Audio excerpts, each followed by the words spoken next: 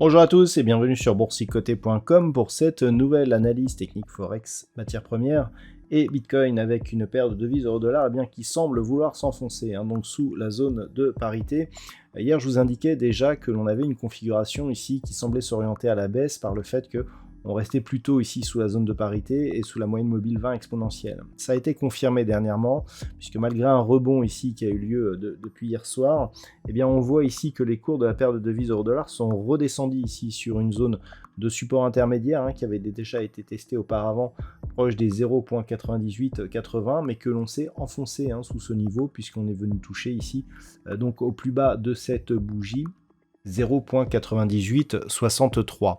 Donc il s'agit effectivement d'un enfoncement. Si on rajoute à cela le fait que la moyenne mobile 20 exponentielle continue à agir comme résistance, il s'agit bien entendu d'un signal de poursuite baissière.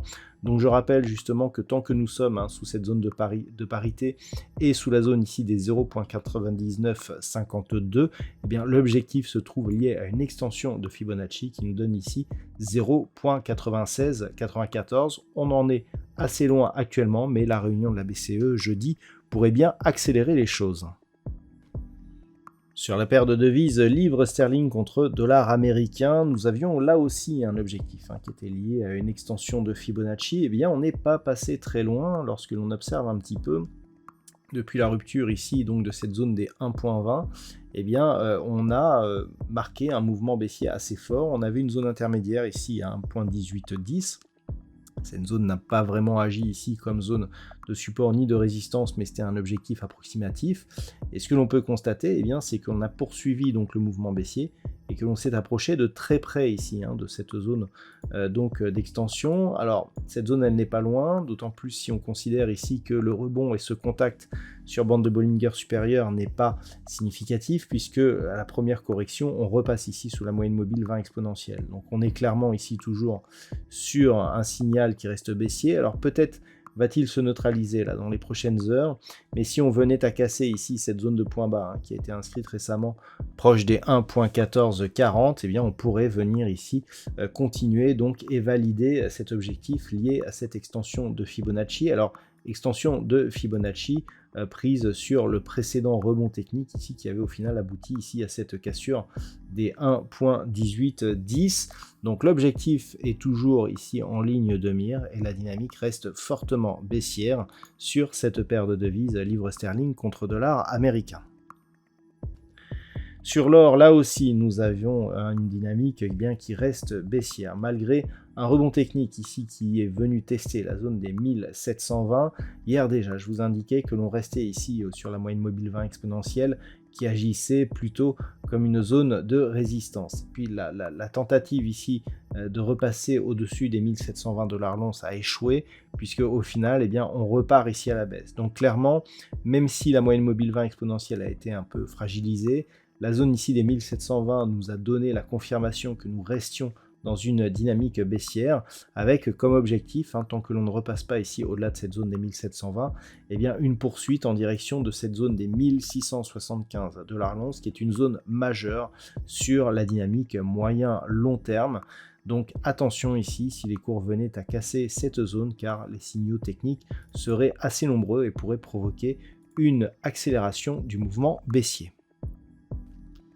Sur le WTI, nous sommes toujours ici dans une dynamique baissière. Hier, je vous indiquais déjà que nous avions peut-être trouvé une zone d'équilibre autour des 90 $ le baril. Alors, on a ici une zone inférieure proche des 86, une zone supérieure proche ici des 98-99. On est dans la partie inférieure du range. Pour l'instant, on teste donc cette zone de support. Attention, une rupture là aussi de cette zone pourrait provoquer un signal d'accélération du mouvement baissier, puisque depuis quelques jours, nous avions une neutralisation qui était en train de se mettre en place, avec notamment de nombreux retournements ici sur cette zone de support proche des 86 $ le baril. Le fait que l'on teste ici cette zone, mais qu'il n'y ait pas encore énormément de volatilité, pour l'instant, nous abrite plus ou moins d'une accélération baissière, mais si la cassure ici venait à se produire, nous avons un objectif à 84 $ le baril qui, en cas de cassure, eh bien, pourrait lui aussi provoquer une nouvelle accélération du mouvement baissier. De toute façon, la tendance ici moyen terme reste toujours orientée à la baisse. Et puis enfin, sur le Bitcoin, eh bien, il semblerait que l'on soit en train d'enclencher un nouveau mouvement baissier. Alors attention, je vous en avais parlé il y a peu, le fait ici d'avoir connu une forte baisse ici, on est passé globalement ici de 48 000 à 20 000 $ pour un Bitcoin, donc on a eu plus qu'une division par deux. Suite à cette chute ici, on est passé de 30 000 à 20 000, donc on a perdu un tiers de la valeur. Le rebond technique ici, eh bien, j'avais indiqué qu'il était trop faible pour vraiment impulser un mouvement de rebond. On voit bien ici que la cassure du retracement à 61,8% de Fibonacci, eh bien, nous a donné une forte probabilité d'avoir un retracement total. Et ce retracement total, eh bien, il est en passe d'être validé, puisque avec un point bas ici à 18 560 $ pour un Bitcoin, on voit que l'on se rapproche ici, on est venu tester les 19 000 aujourd'hui. Donc on est clairement ici sur une possibilité de rallier ce niveau, et attention, car en cas de cassure, eh bien, on pourrait valider donc une reprise du mouvement baissier. Je vous rappelle que depuis que l'on est ici sur cette zone de 20 000 et que l'on avait eu cette zone de point bas significatif, je vous indique qu'en cas de cassure ici des 18 500 $ pour un Bitcoin, eh bien, le mouvement ici moyen-long terme pourrait continuer en direction d'une zone qui se situe entre 13 500 et 15 000 $ pour un Bitcoin.